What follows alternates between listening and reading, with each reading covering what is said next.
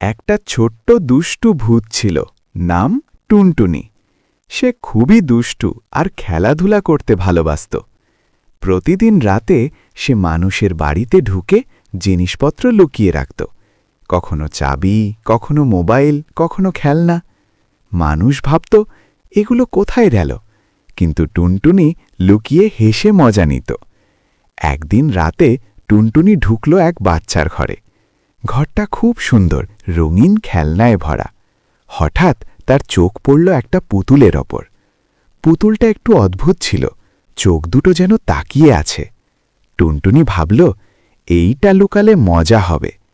সে পুতুলটা নিয়ে আলমারির ভেতর লুকিয়ে রাখল। কিন্তু সেই রাতেই টুনটুনি আবার ফিরে এলো, দেখবে বাচ্চাটা কাঁদছে কিনা। হঠাৎ সে দেখল আলমারির দরজা আস্তে আস্তে খুলছে, কেউ তো নেই। তারপর পুতুলটা নিজে নিজে বেরিয়ে এলো। ধীরে ধীরে তার মাথা ঘুরে গেল টুনটুনির দিকে। পুতুলটা হেসে বলল, তুই আমাকে লুকাতে এসেছিস?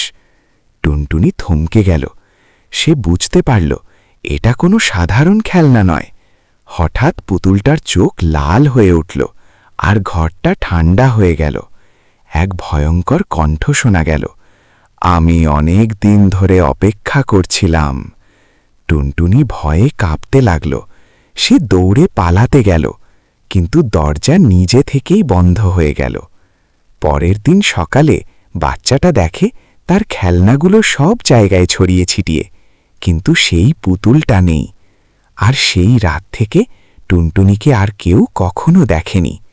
শুধু মাঝে মাঝে শোনা যায় একটা পুতুলের হালকা হাসি।